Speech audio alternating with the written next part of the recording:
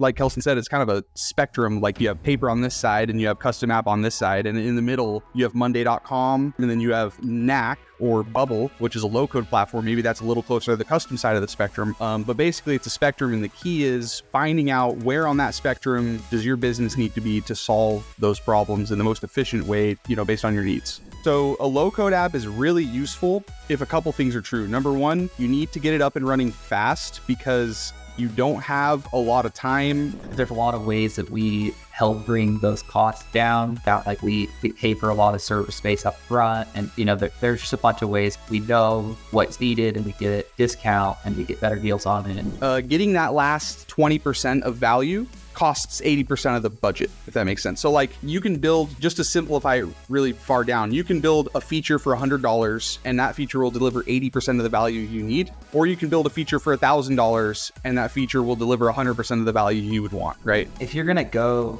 with hiring individual developers yourself, like you're gonna put together the team, or you're gonna find somebody offshore or on a freelance site. If you want to completely automate that, then that's where the custom app comes into play. All right, welcome guys. So today we're going to dive in a little bit more in detail about the costs associated with custom web development and how you can reduce those costs, how you can make sure that you get your money's worth, and all the things that you guys have learned around that. So to start off, we talked a little bit last time about low code builders or, totally custom web applications. I want to dive into that a little bit more. What can you tell me about the advantages and disadvantages between the two of those? I think that the biggest advantage to low code is the ability to prototype quickly. You don't have to reinvent the wheel and create everything from scratch. You can drag and drop a lot of things. And what that allows you to do is move very fast and test a lot of things out, as opposed to a custom app. Try to do the prototyping work in a fully custom app, like a React application or something of that nature. You end up spending a lot of money to learn what works and what doesn't work. And that's why a lot of times I recommend the people that don't have a very strong vision of what they need, or they're having a hard time understanding how software can solve their pain points. A lot of times it's a good move for them to start prototyping in a low code builder before building everything from scratch. However, if somebody has a strong vision and they know what they need and they know that the scale of the project is going to be large, then they can save a lot of money by starting with a custom web application. So really, there's a couple of opposing forces here. You can do your prototyping, save money early, or you can build the full custom application from the beginning, not have to do the prototyping. But it really depends on the ability for you to come up with kind of the vision of the project. It's really what I think it comes down to. So low code apps and custom web apps are similar, but they're extremely different also. So they're similar in the fact that you can maybe achieve some of the same business goals depending, or no matter which one you use. So if you need features for your team, you need your team to be able to log on, and really what you're doing in most of the situations is you're creating, reading, updating, or deleting data. So you can do either one of those. You can use low code or a custom app to do that, but the way they do it is extremely different. So a low code app is really useful if a couple things are true. Number one, you need to get it up and running fast because you don't have a lot of time or resources to build an app build a custom app, which is way more expensive, usually about double the cost. Number two, if it's very important to you and your team that you are able to actually participate in making some changes. So for example, if you're using a low code platform like Knack, a lot of times in the Knack platform, let's say you want to add a table or you want to add a field or just make very small changes. Someone without much technical skill can log into the Knack backend and they can go make that change themselves without even needing to contact a developer in a lot of cases, if it's a very simple change. A custom app, changing a single field, you'll have to contact a developer, we'll have to put in a ticket to make that change. And so that change is actually making changes to the code, right? So that's a huge difference. It's very important to a lot of clients. I've seen situations where, a client just doesn't have a lot of money. They don't have a lot of resources to build a big custom app. And it's highly beneficial for them to be able to go in and just make a couple changes themselves. Now, the flip side of that is if you need the capabilities that a custom web app brings, then you're really going to run into a brick wall with a low code app. And what I mean by that is I have a client right now who they run a platform and they have people all over the world using it. And the experience of those users right now, since they are on a low code platform, the experience is really poor. There's a lot of problems and bugs. The bigger your app gets, the more different things the users need to be able to do, and the more those features go outside of what the low code platform is capable of, the worse the user experience, the slower the app, and the harder of a time the users are going to have actually getting things done, to the point where they actually have to have a few full-time employees that all they do is fix the problems that arise from the fact they have a low code app rather than a custom app, which is why we're moving them to a custom app. And they're amazed at how much more they can do. Like, no matter what comes to their mind, oh, could we do it this way? Could we do it this way? Could we have, a big dashboard with a chart here? And could we automate this? Like, could we just automate all this stuff? Like, just put in all the custom logic to, at every stage of the workflow, just automate it. And I'm like, yeah, we can do anything. Since it's a fully custom app, we can literally do anything. So there are two completely different types of apps, but at the same time, they do overlap in the fact that you can achieve your business goals. The question is, what level of quality are you looking for, and how much do you have to put into it in terms of resources? Yeah, I mean, the same could be said about running your business on spreadsheets. Running your business on spreadsheets is a step up from running it on paper, right? Like, if you run your business completely on paper, then you're going to have a whole bunch of problems. You're going to need people that are, sending the papers or passing them from one employee to another or whatever. And the spreadsheet will solve a lot of the problems. But in solving those problems, it also creates a whole new amount of problems, right? And the low code app is kind of a step up from the spreadsheets. It will also create a whole bunch of its own problems, but it's definitely better than the spreadsheets. And the custom application is like the end game. It's where we're able to finally create a system that is unique to your business so that you don't have to deal with all of the limits, all of the boundaries that these native solutions or paper, if you're still there, provide you, the issues that they cause you, I should say. You can see like this evolution. And the question is, if you're on paper today and you came to somebody that, is technical, they'd be like, hey, what are you doing on paper? Let's get you over to a spreadsheet. And if you came to somebody like me, I would say, all right, where are you? How big is this problem? What are the implications of the problem? How much budget do you have? How much damage are these problems causing to your business? Maybe this is a problem that should be solved by spreadsheets. Maybe it should be solved by a low-code app, or maybe it should be solved by a custom app. And that's why I think it's a good idea to come to somebody like us who we really know the pros and cons of each of these solutions. And we're going to be able to give you feedback on those pros and cons and kind of let you decide yourself based on your strengths, whether that be timeline or budget or whatnot. Yeah, if you have to build a little calculator where you could put in some data and you need to just do that at once a week, let's say, and something like that, like, it doesn't make a lot of sense maybe to put all the resources into a custom web app for that, because spreadsheets already do that so well and it's so easy and you can make changes to it yourself. But if you needed to do something much more complex, if you need to automatically, without anyone having to do any work, take data out of QuickBooks or put data into QuickBooks, or do things like that, if you want to completely automate that, then that's where the custom app comes into play. And it's like Kelson said, it's kind of a spectrum. Like, you have paper on this side and you have custom app on this side, and in the middle,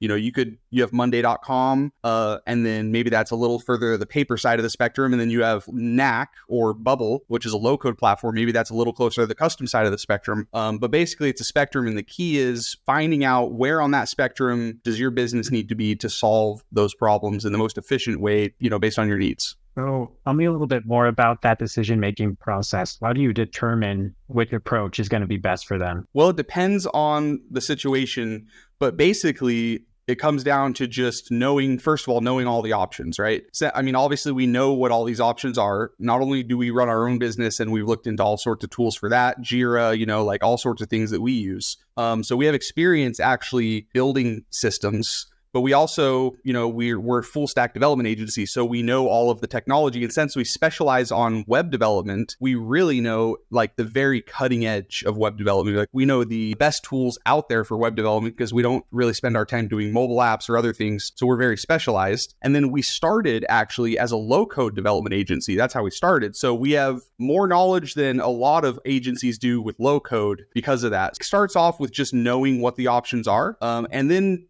the number one name of the game is business analysis, looking at someone's business, looking at what their problems are and designing a solution to solve that problem and saying, okay, well, how is this going to be implemented? Where's the best place to actually go and implement this solution? What tools do we need to pull out of the toolbox to solve this problem for the user so that when they go to use the app, it actually does what they want it to do and it automates to the right extent? And also, how much budget do they have? Like basically we put this all into our, we take all the information in, look at it, calculate sort of what might be best for the customer, talk to the customer and tell them their options. Like a lot of times it's not even that we decide, we actually just tell you all the options. And then you can, once you hear about these different trade-offs, it becomes pretty clear because you know your business probably better than we do of what option might be best for you. Yeah, not only that, I think one thing that is important to mention is we have so many ways that we can help out our clients apart from writing code, that if somebody comes to us and they say, hey, I need an app and I need to be able to send invoices and have people pay invoices online. And,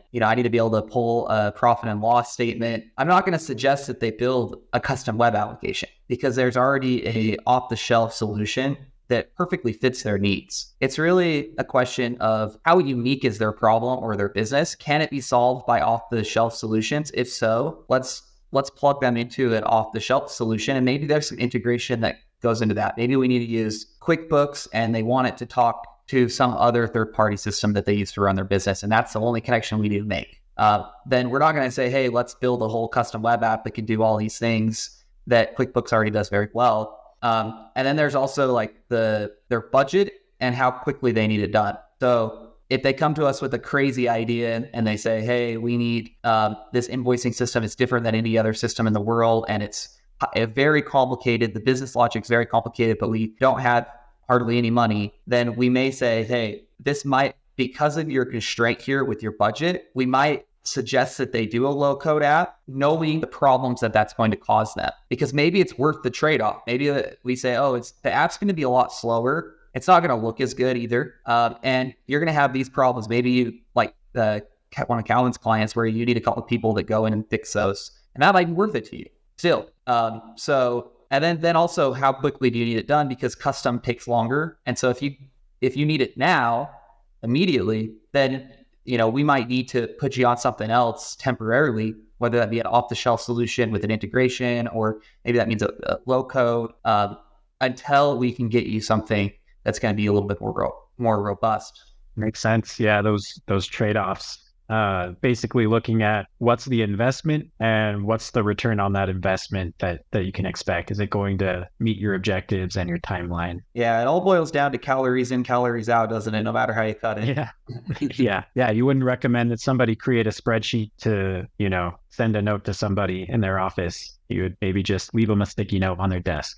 That's right. Yeah, same concept. Sweet. So it sounds like people kind of come to you with business problems or objectives or ideas for a system. Do they usually come already with kind of the way that they want to go about it or the platform they want to use? Like, do people come to you and they say, I want a low code app, or they say, I want a custom app, or do they just say, here's my problem? Yeah, I've noticed that a lot of the clients I talk to have thought about it. I mean, they've tried a bunch of different platforms, and they've also considered, the different options. And sometimes I say to them, hey, have you thought about using Monday.com for this? Like just the other day, one of our clients, he wants to build like a CRM basically in his low code app. And I was asking him, have you considered using Monday.com? But that didn't work for him because he says he doesn't want to use different solutions where his team needs to log into different things, right? So that's like one of the number one problems that our clients have is just too many different tools. They want to combine it. But yeah, I think that clients, a lot of times they know generally what they're looking for, but a lot of times they're also looking for consultation, and they're wanting to know, especially if they may know they need a custom app, but they don't know necessarily what the best way is to go about that, or what technologies might be the best, or even, really they might be looking for us to actually design that, because they may know they need it, they know their workflow, but what's the best design? Designing is a whole different thing, right? So a lot of times, those are the types of questions that they're asking. So yeah, to answer your question, I guess people do know what they're looking for a lot of the time. They've thought about it, but they also need an expert in the field to sort of help them and put the options out in front of them. Yeah, and I'd like to add that a lot of times a custom app is kind of a last resort for a lot of people, just because it's, they've already tried so many things. They've tried all of the off-the-shelf solutions, and they've tried a low-code builder, and so now they're at the point where they're like, hey, you know what? Like, nothing is really working as well as it needs to, and I know that custom costs more and it takes longer, so they've been delaying pulling that trigger. And then after talking with us and we say, hey, listen, here's all the options, here's the pros and cons. A lot of times they already know those pros and cons because they've seen them. And so if somebody's building fully custom, it's either because they've tried everything that's out there, nothing really worked, it's their last resort, or it's because, like Calvin said, they want to combine, or they're paying too much for other software and it'd be cheaper to build something custom. But very rarely does somebody come to us for a fully custom without having tried something else. Cool. So in our previous conversation, we talked a little bit about the mindset or the perspective people should have around budgeting for these kinds of projects. Not thinking about it as one big price tag, but more like, what's your monthly development budget, so that you can just make sure that you're making progress towards it. And you also have that flexibility to go, change direction when you need to, when your priorities change. So I want to dive into that a little bit more and think about that monthly sort of recurring workflow. It sounds like these relationships are pretty long-term. How long are these relationships usually with your clients? Well, a lot of times they can be years, because if you think about it, we're building some fundamental infrastructure for their business to run on, right? So it takes a long time to build that infrastructure depending on what it is. And we also, in that time, we get to know the client's business very well, to the point where it's almost like, if I'm the business analyst or the project manager that's been, the point of contact for that client for a year, it's almost like I know their business well enough that I could go start working for them, so it makes a lot of sense to just continue with us as they're moving forward, because we oftentimes know their business so well that we can, if they're like, hey, we have this problem that came up, what do you think? I might have a solution to that problem just off the top of my head, because I've been in that business for a year, So that's why a lot of times those relationships are a lot longer, because when you're building a custom web app that's fundamental to your business infrastructure, that app is, it takes a long time to build, but it's very complex, and there's a lot that needs to be done. So it's really a branch of the business at that point, So yeah, it's not just like a quick turnaround, it's very expensive to change development agencies once you hire somebody. Once someone has, started building the big foundation for this, it's like, if you're going to build a big superstore or something, or like a Costco, you're going to plow the entire land, you're going to lay all the foundations. After you've done that, it's kind of hard to stop building in that location, right? Because you've already sort of committed to it and spent a lot of money, and it's also more expensive at the beginning of the project because they're laying all the foundations. So because of that, it's expensive to switch to a different developer and different agency. So our clients tend to stick with us. And they are also very happy because, unlike some agencies who might want to do quick turnarounds, we kind of set it up from the beginning to be a long-term relationship, because, that just makes sense for us and it makes sense for the client. And it's sort of what we specialize in as a full stack agency. Yeah. And I've had clients tell me that the reason that they brought us on a partner and kept us is because it's kind of like getting a team of highly skilled experts in technology when they don't have one already, because they're getting right off the bat, they have one point of contact, but under the hood, they have an entire team of professionals in software, professionals in system architecture, professionals in business analysts, professional in DevOps. Like, you get an entire suite of experts, a whole range. And anytime you have a problem with your business, no matter what it is really, as long as it's like more in the technical side, you have an army of people, but you only have to talk to one person. So they find that very, very valuable, that we could solve just about any technical problem they have. So how does that relationship evolve? You mentioned it's more expensive at the start when you're laying the groundwork. Presumably you reach a point where their application is quote unquote done, right? We talked last time about how you'll probably always continue to maintain and update it. But how does that relationship progress and sort of what kind of support do you continue to offer people? Well, it depends on the client because some clients, like sometimes the app reaches a state where it's, it may be done, or at least for several months or years, maybe it doesn't need any work done on it. A lot of times apps do need ongoing work. So it depends on the app. But if it's a fairly, robust web application, you're going to probably need some ongoing work. If not, I mean, like just for the like Amazon Web Services, the security updates, the SSL, like there are a bunch of things that you have to do on a regular basis. So what we kind of do is we basically pay for all this stuff in bulk, right? Because all of our clients need an Amazon Web Services. They all need SSLs for their apps. They need all these different tools, logging, monitoring. So what we do is we sort of buy all that in bulk, and then if someone builds an app with us, we're able to basically host it close to what we'd pay for that type of service. So they pay a lot less than they would have to if they went to Amazon themselves and bought it. And that allows them to sort of run their app on our infrastructure that we've set up for them. And if they want to move off to another developer, or they want to, for some reason, move away, we have some systems in place where we've figured out like a process to do that. Sometimes that might involve us having to set up another system that they're going to run on, like some other infrastructure, but we can do that. Or maybe your new developer wants to do it if you have a new developer. But in general, we find that our clients, like the easiest thing to do is kind of just to have us maintain your app, because we know how it works and we do this for a bunch of clients. So typically that's sort of how the maintenance goes. And the maintenance is really pennies on the dollar. Like it costs very little to run an app. You might pay hundreds of dollars an hour for development, but perhaps hundreds of dollars per month for maintenance. So it's so much cheaper that most people, when they're building a custom app, they almost scoff at how cheap it is to keep it running.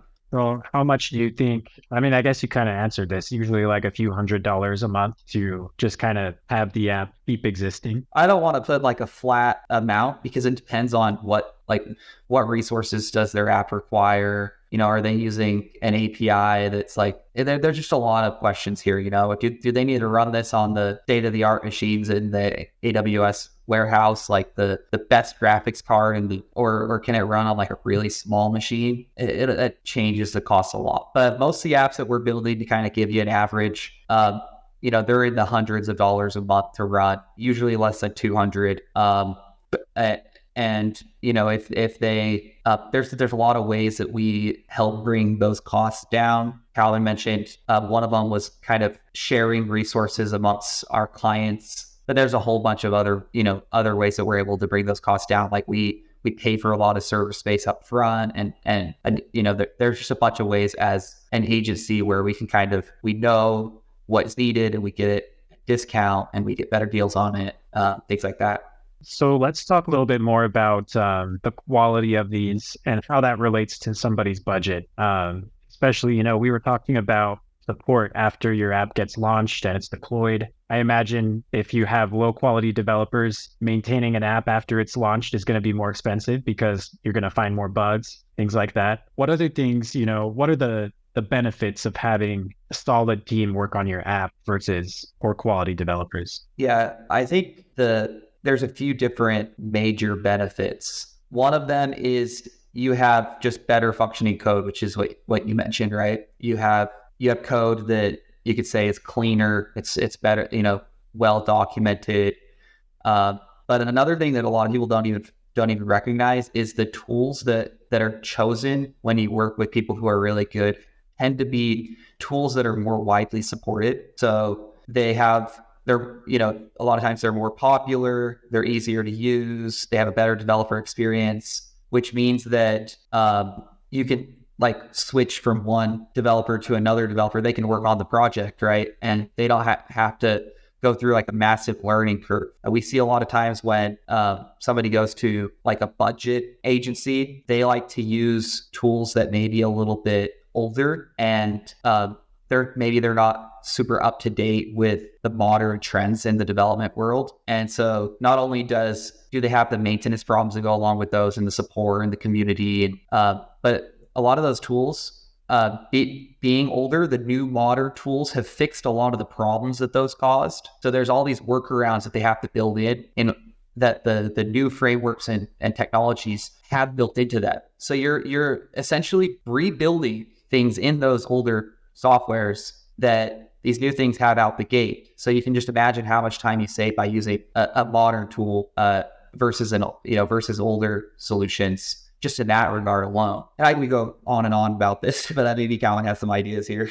Well, yeah, think of it this way. So from my perspective, I'm on the non-development side, right? Like the product side. So think about it this way. If you have a development agency who is, they are more expensive, but they're using US-based developers, in-house developers, no contractors, and they're looking at this from more of a partnership perspective, thinking, hey, like we're going to be with this client, we're going to be working on this app for the next 10 years or so, like this is a long-term project, versus you have an agency, maybe,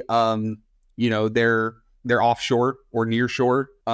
Maybe they are used to a higher turnover, like a higher turnover rate. So they don't necessarily think long-term because just of the nature of their business model. Their business model is to attract a higher volume of clients because they're a lower price. And, because of some of the trade-offs they're making to do that, they're losing more clients because more clients are dissatisfied. So they're not necessarily thinking about your project long-term. They're thinking about their business model in the next 6 to 12 months. And they're thinking about, like a lot of times with development, like, it follows an arc where you can see, okay, at the beginning of the project, it's expensive. Like you're going to start spending a lot of money right away to build all that foundation we were talking about. And then sort of there's a long tail where the project cost will sort of reduce over time. So if an agency is trying to turn and burn, they really can make the most money off of you in the first 6 to 12 months. And if you want to leave at that point, they're like, fine, we don't care. We already made $50,000, $100,000 off of you, and we have more people lined up. And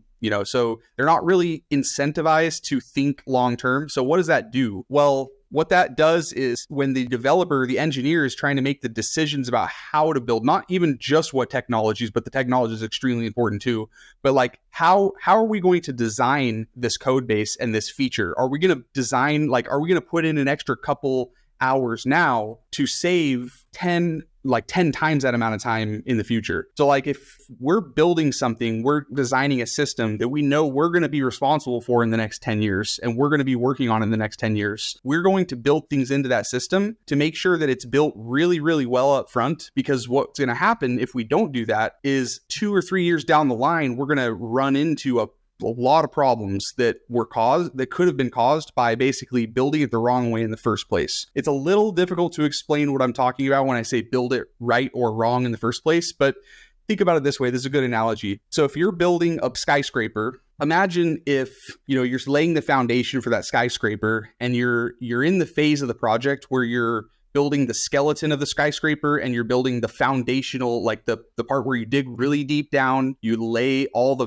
foundational aspects of it, you lay the support structures that are going to take all the weight. Imagine if you tried to just go as fast as you can on that and you didn't do it really, really well. If the foundation is like going to crack in 5 years, then the entire building that's built on top of it is going to potentially have a massive problem. And fixing that one problem that you failed to do right the first time is going to now take, if the building can even be saved at all, and if it doesn't have to be demolished, it's going to take a massive undertaking to fix that fundamental problem because everything else has been built on top of it ever since then. And it's just since we started out really bad, then everything that else is built on top of it, in order to fix that one problem, you have to now fix the entire structure all the way up. So that's very similar to what happens in a web application, where depending on how you design this web application and what decisions you make, for example, just to give you a few concrete examples, if you're going to build, let's say you're going to build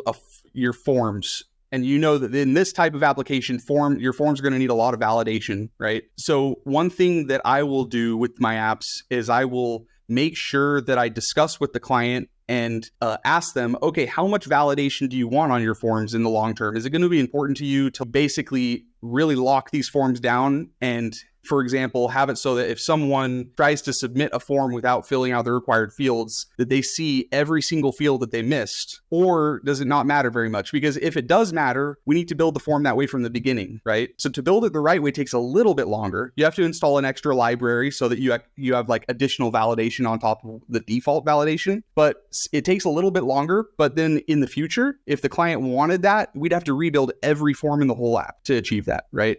So if you have someone who's thinking long term, they're already thinking about these things in advance, where they're like, hey, I don't want to have to like rebuild. I don't want to have to tell my client and disappoint them in 2 years and tell them, hey, sorry, we did a bad job on the forms. So in order to get the feature you're wanting now, we have to rebuild all of the forms. And it's going to take 20 hours or 50 hours. When to do it the right way and to think of that up front only adds like 1.5 hours or 2 hours of work at the beginning, right? So I hope that lays out for you why it's so important to have a development team that's thinking long term, because there's such a massive difference in how you build something the first time, right? Like if you think of things in advance and you try to actually plan out how you're building it and build it in a really like scalable way from the beginning, and a way that's going to allow you, it's going to give you options in the future to add other features that they may need, rather than building it in just the quickest, easiest way right now, and then in the future having to rebuild it and rebuild it and rebuild it like 5 times to get the features you want. Yeah. I think it's like a good way to summarize would be the cultural belief that we're going to be a partner with our clients for years to come boils down to every decision in the entire organization. And even the people like our engineers that are working on your project, they're thinking that as well. They're thinking, hey, I have to live in this code base for 6 months, a year, 2 years. How do I want my house to be? Do I want it to be nice and clean and shiny, or do I want it to be a disaster? And if they know that they're going to be there for a long time, they take extra effort and they go the extra mile. It's really, you can think of it like, it's really the difference. A lot of people think of it like the difference between hiring an employee and a contractor. The employee has the long-term vision. They want the long-term success, and the contractor just wants to get it done as quickly as possible so they can get their money and go to the bank. Well, the way we've set up our business model is more like we're employees to your organization. We're partners. We need that long-term success, and we've aligned our values with your values in that way, so that we have a kind of a win-win situation. So what are some of the ways that people can save money on these projects? Like, obviously we don't want to build a skyscraper that's just going to collapse on us, right? But so we don't want to cheap out too much on that foundation, and we want it to be built well. But how can people save money on these projects? Build only what you need is like the first principle. Build with the best tools and the best people. And yeah, I think if you do those 3, maybe there's one I'm forgetting, but I think those 3 kind of encompass everything, the whole thing, the whole decision-making process. So build only what you need, get specific about your objectives and your plan. What was the other thing? The right tools and right people. The right tools, the right people, right? So like the technical infrastructure, the tech stack that you're using, and having a good team. I like it. And we could probably dive into, we could probably have a whole hour-long conversation just about those 3 items. Yeah, my job is actually, one of the things I do is I am responsible for helping the client build only what they need. So I'm a business analyst that works on some of these apps, right? So I will meet with the client, I'll discuss what they need. They'll tell me sort of what they need, and then based on their budget and based on what their optimal outcome is, I'll try to design a solution for them. And the thing to understand about, I think out of those 3 things, I would say they're all really critical. But the build only what you need aspect is probably the one you may have the most control over, I would say. It sounds a lot more simple than it actually is to build only what you need, right?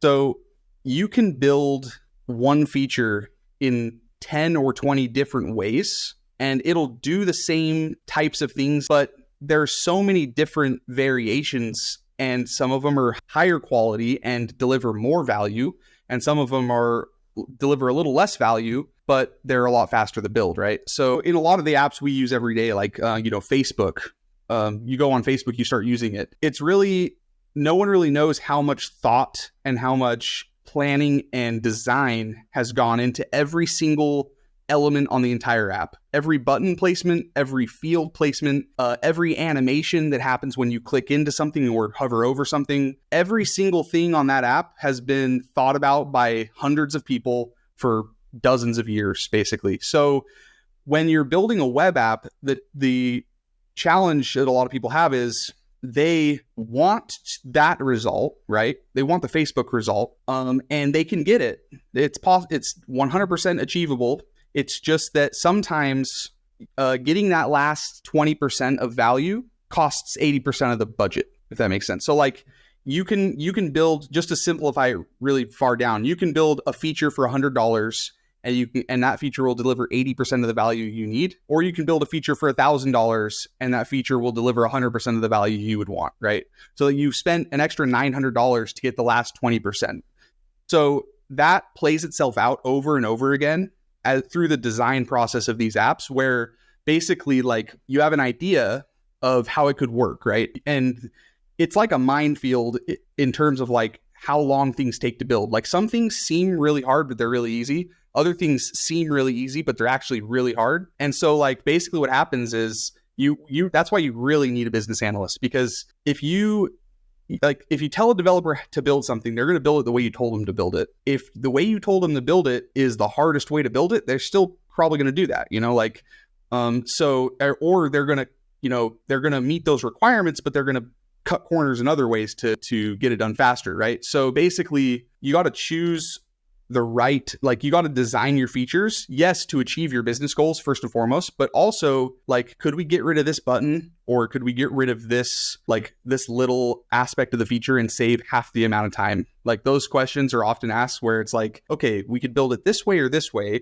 Both of them will get the objective done. This way looks a little nicer, or this way is like a little bit more convenient, but it's going to take twice as long. So is it worth it? It's always a trade-off. So that's really the philosophy behind building only what you need, is like, think of it, you're trying to be efficient, right? You're trying to get the most value without spending with the least amount of development hours possible, right? So to do that is actually very, very hard for those reasons. And so I think that's kind of what it means to like build only what you need. Yeah, and I'm not sure. I don't know if you said that's the most important one, where you said like that's the one that you have the most control over. I don't know if I would completely agree with that. I think that maybe from your perspective, it seems that way, just because we've had the right people and the right tech, and you haven't had to deal with the problems of not having the right people or the right tech. But I'll tell you now, like if you have developers like the typical developer, a lot of times they're not exactly the people that are the easiest to work with. Like there's a reason there's stereotypes, because a lot of people fit into that.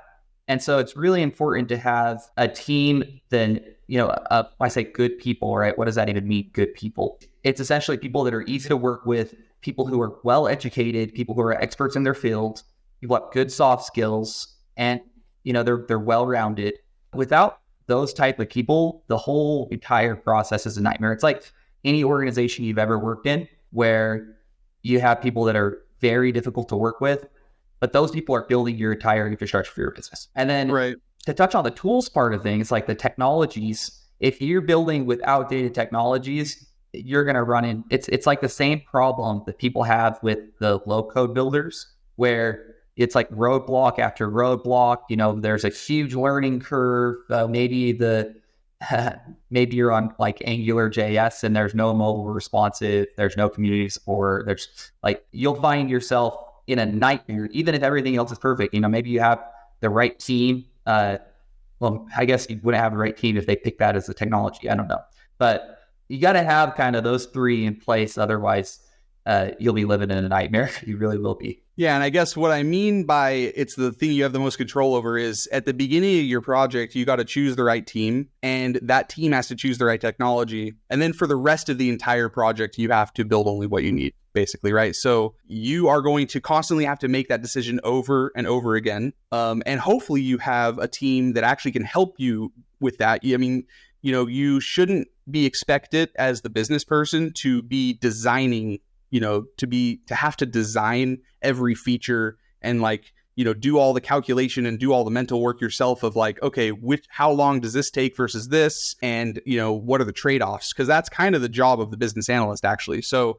in that sense, I suppose that is part of having the right team, is having someone who can actually help you with that. But oftentimes it's like the business analyst tries, but the client oftentimes, like one thing to watch out for is just thinking that, assuming how long things are going to take, and also, saying, hey, I want all these features. Like you may want all those features, but you should maybe second guess and say, okay, let's build this in a really lean way first. Like let's build the minimum features first. And then after those get built, then let's add them in order of priority, like rather than just saying, here's all the features we want, go build them, because I guess if you're trying to take that approach, you may end up being surprised when it's like you just spent $10,000 in a month or something. Yeah. And I guess you could really boil all of it down to just having the right team, because the team is who picks the technologies usually, unless you inherit the app. But even if you do inherit the app, the team is they're the decision makers on how to modernize the app. And so what tools, technologies are they going to choose? And then the team also encompasses like the business analyst side, who are going to help cut down the scope. So it's like going back to David's original question, like how can I save money? Have the right team. Because everything else kind of cascades from there. So you don't save money going with the cheapest developer out there? No, there's a couple ways you can save money. Let me just tell you a few of the ways, just to be honest. Like you can find a couple things. Number one, you can find a really good developer out there on Upwork or something who is in a position, maybe they just started their Upwork account and so they just really need the reviews, or maybe they're just a very passive person. And if you can get in a situation where you can find someone who's willing to do a lot of free work for you, or who's basically who kind of gets tricked into doing a lot of free work for you because they don't really know the scope of your project and they don't have a lot of experience like managing big projects, but they're a really good developer, and you happen to get into that, you happen to be their first Upwork client, and so they really want your review and they're willing to just go above and beyond and just do a ton of free work. You can get a good outcome like that, although I wouldn't really bet on that happening. Although I've seen it happen in some situations where, like you just happen to find the guy who just really wants a client and will kind of underbid a lot of people, even though they're really good. Another thing you can find is you can find offshore agencies that you'll be able to make them work, but just realize that you need to take on all the business analysts, business analysis, the planning, and you need to be standing over them and basically running that team. And you need to have the technical capability to basically know how long things take, and also like judge their work. Like when they send you a feature, you need to be able to like tell them what's wrong with it. And like hold them accountable. Otherwise, they're just going to walk all over you basically. But to be fair, you can find cheaper, like you can find people out there who may be able to build you a cheap app like that. But I would argue that those are kind of few and far between and really risky, especially because once you start building an app, like I was saying, like you're going to build a big Costco here, you're going to start laying out the foundation. And if you get that wrong, you've already spent so much money. You're kind of like, it's kind of a big commitment, when you start building a web app. So to risk that on a team that you don't know is really good is kind of risky in my opinion. Yeah. If you're going to go with hiring individual developers yourself, like you're going to put together the team, where you're going to find somebody offshore or on a freelance site. Sometimes that makes sense when the risk is low, right? Where you wouldn't want to build a software application that sends people to the moon with the cheapest guys you can find on Upwork. You know what I mean? So you can kind of see it with the exaggerated imaginary scenario, how obvious that is. But if your business is mission critical, then it's really important to hire people that know what they're doing. But if you have an app that's like not really that big of a deal if it's broken all the time, and then you could go to lower cost developers. But even if you find a good developer on one of these platforms, you do need to realize that development isn't the whole job of building web applications. You have a whole bunch of other skills that developers don't have. Like, for example, I'm a software engineer myself and I write code on a regular basis, but I don't have the business analyst skills. You need to find somebody that has business analyst skills, the development skills, the DevOps skills, because a lot of times people who write the code don't actually deploy that code. They don't monitor it. I don't think any of my front end or back end engineers would even know how to install an SSL certificate. And so you have all these other skills, so it just doesn't cut it. Like you're going to have to be picking up that slack in one way or another, whether that means now your job is now a DevOps engineer and a business analyst. And so those are kind of like the decisions you have to make, right? You can go with the agency of really good experienced people, and you're going to pay a little bit more for it. But what you're doing by paying more is you're offsetting the amount of work that you're going to have to do yourself, and you're ensuring that the project's going to be done to a really high standard of quality, and you're going to have really good reliability. But the more you cut down on that price, the more things you're going to have to pick up because of that, that loss in the compensation. So it all depends, and it's really hard to figure out. Like we've tried hiring people from offshores, and it just hasn't worked out for us. But then again, sometimes we can get by with one guy on our team handling an entire project. If the project's really low risk, we don't need it to go through, multiple phases. It's just something really, really small. So, you got to evaluate the risk, I guess, at the end of the day. Yeah, I think one common thing that people imagine is they're thinking, well, an offshore developer, a development agency, let's say offshore, might only charge us $15, $20 an hour. So even if it takes them 5 times as long as an American-based agency, surely it's still a good deal, right? Surely they'll take longer, but since they're so much cheaper, it's going to equal out to be worth it, worth it for us. But I think what they miss is that works, I think, for things that you really are hard to mess up. Like if you put enough time into it, you're going to finish it basically successfully, like maybe a website, or maybe certain things that are kind of one-dimensional, like they're time consuming, and you may have to go back and forth a lot, but eventually they're going to get it. With a web app, though, it is very possible that they just never will. They'll actually never launch the app the way you want it to work.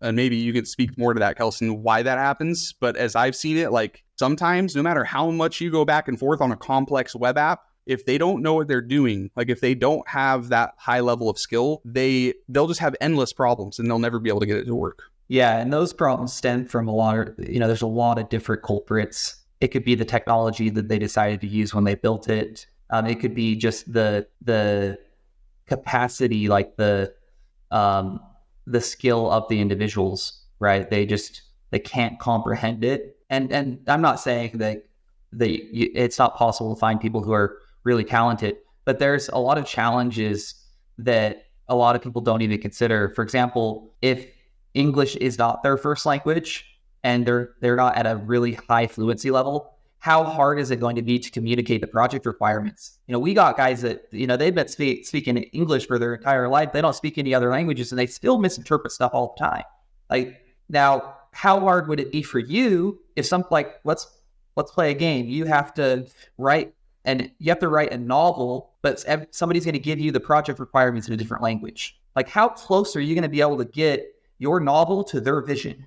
It's just, there's things that are lost in translation, and unless you speak that language to almost perfection, I would say, you have to understand not only the language, but you have to understand the connotations of the language. You got to very, very deeply have a good grasp of the language. Otherwise, there's going to be those misinterpretations. What ends up happening is these offshore, a lot of times what they do is they have one person on the team that speaks English, and the rest of the development team, they don't speak any English. So you have this game of telephone that goes down the line. And then all of these guys that are on the ground floor that are making pennies, because if the company's making $20 an hour, they're making nothing, right? They learn from YouTube in their language, right? So how long does it take for all of the technology, which is all written in English, all the documentation is in English, how long does that take to get translated? Well, I'll tell you, there's a 2-year difference in the education, where these offshore guys, they're 2 years behind in the technology. And what does that mean in a world where a new framework comes out every 3 months? Well, it means that you're not reaping the benefits of the exponential gain of this technological growth, right? Every year, the tools, how much better do the tools get? I couldn't give you a number, but it's not just a little bit. The tools get better and better and better. And the experience for the developer gets better and better. I'd say that's probably one of the biggest problems is the language, and it just has all these implications that end up with you never having the product that you want, because of all these different things that interplay because of that. Yeah, makes sense. So I want to ask you a little bit more about, like you've mentioned earlier, some things that you guys do in their process to make sure that you've got good quality, to make sure that you're using the right technologies. Can you tell me a little bit more about your practices? What are the best practices that you've implemented to maximize your efficiency and the quality of output of the team? Probably some of the biggest ones have to do with communicating really well and early in the project. So like first, you're going to talk, like if I'm the point of contact for the client, I'm the project manager, the business analyst. I'm going to talk to the client and really understand what they're looking for. And then I am going to take that to the engineer who is the lead, like going to be the lead on the project, and communicate. Like if I need to really understand what the client wants so that I can communicate. And so that engineer can ask me questions that maybe no one thought of yet. Like they might think of, different scenarios, and I need to be able to know like what would the client want, and if I don't, then I'll go ask the client. But basically like that communication. So all three people, like the client, the product manager or business analyst, and the developer are all really on the same page before the code starts getting written, is a really big thing. And then we layer on top of that, like we take that lead engineer, and that lead engineer writes all those instructions in what we call a dev review, where they will write out how each user story and how each feature is going to be built, so that we've taken their high level of skill, because they're like some of the best developers on our team, right? And now they've made it a lot easier to actually build, like the person who actually builds it. A lot of times it's just the lead engineer that actually builds it. But if they have somebody else on the team, usually we have teams of 1 to 2 developers on a project, maybe 3, but usually that third person's like overflow. So like those people that then get that direction, like it really helps to streamline the process, and it makes it so they don't go like down any dead ends. Like when you're building a project, you're engineering, so you're basically solving a new problem that no one solved before, and you're creating something.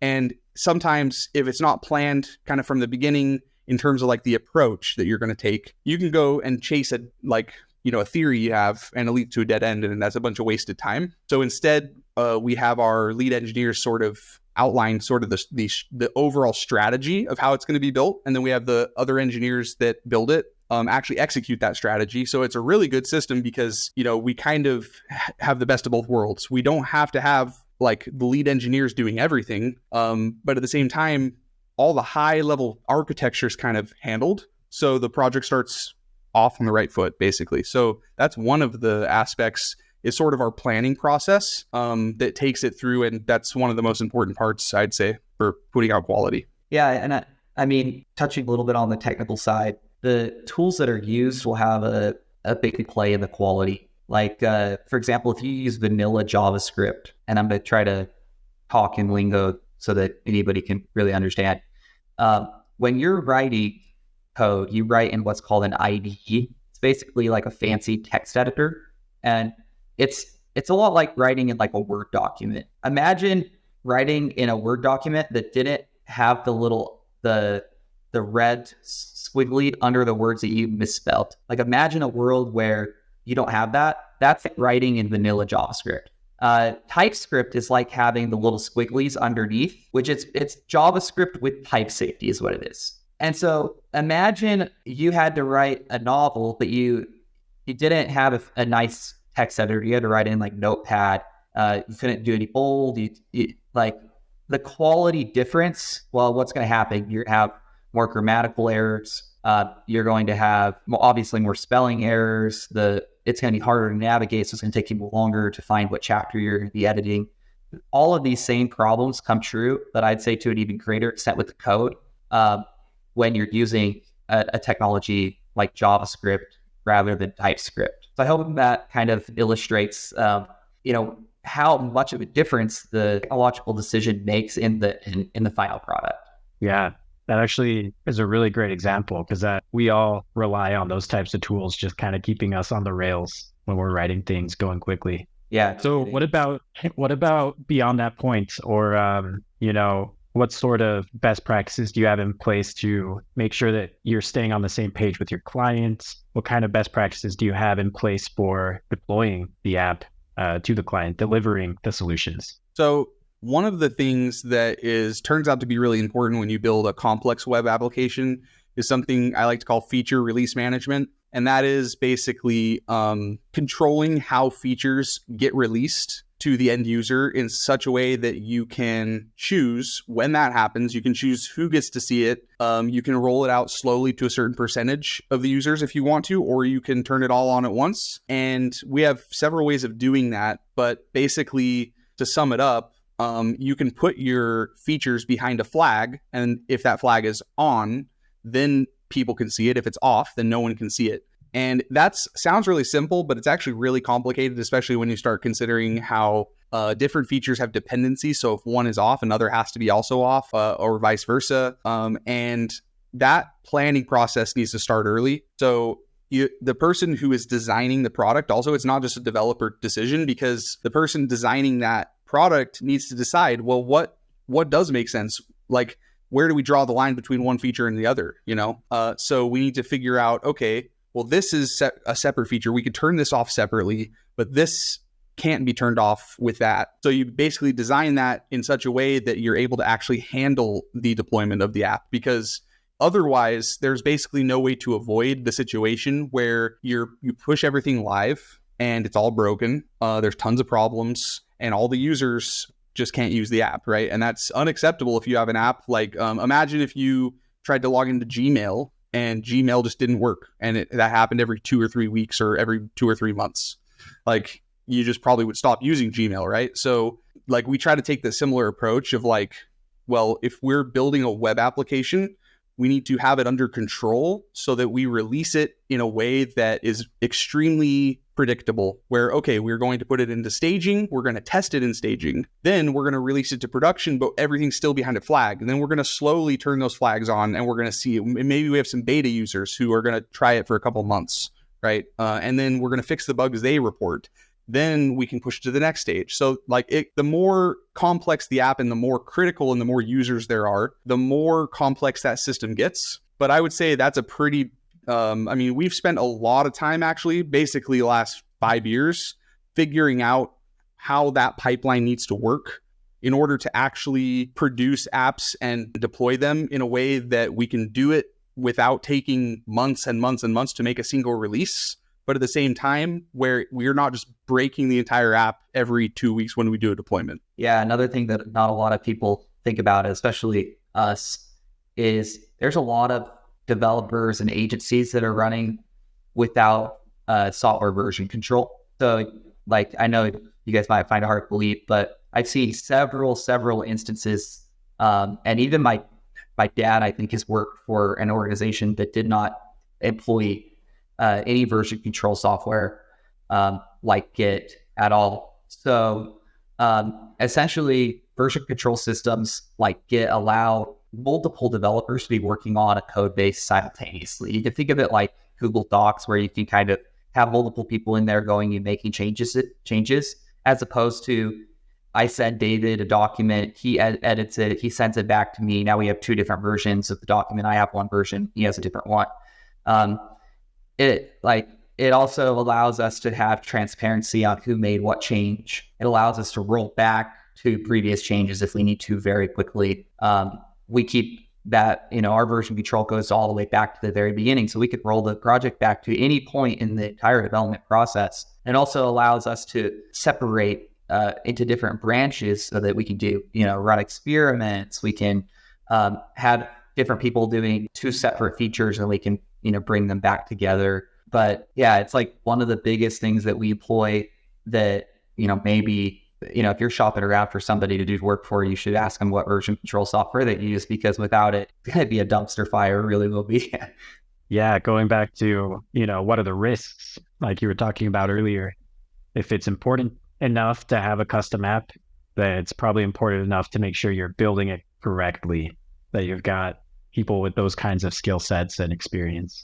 If you're out there right now and you're looking to build a custom web app, you're trying to figure out, okay, like maybe you already know you need to build one, or maybe you're still in the stage where you're actually you're trying to understand what a custom web app is to figure out if you want to build one. The most important thing, and again, this is coming from my background and my job, I guess, like since I'm on the product side, I think this, but the most important thing from my perspective is to really understand what you want to build, and understand what you can cut out. What can we cut out of this and still have it achieve our objective? Because you can always add things back in later. Like you can always build something, a minimum viable product. You've heard of minimum viable product, right? Like what is your minimum viable product? If you have a very, very solid idea of what that is, it will, even if you go to a really good business analyst, it still helps them if you already have a solid idea, because then they don't have to take your ideas that are completely unorganized and like try to sift through it and figure it out. Like if you give them from the beginning a really solid idea of what you want, then they can take that and maybe even make it more solid and more like minimum viable product. And now you're going to get a really good result. So I'd say that's like the number. If someone was telling me, hey, I'm going to go build a custom web app, that's the number one advice I would give is understand your minimum viable product really, really well. Yeah, go to the architect with a hand-drawn sketch. Good advice. Yeah, exactly. I like it. Awesome. Well, thanks, guys.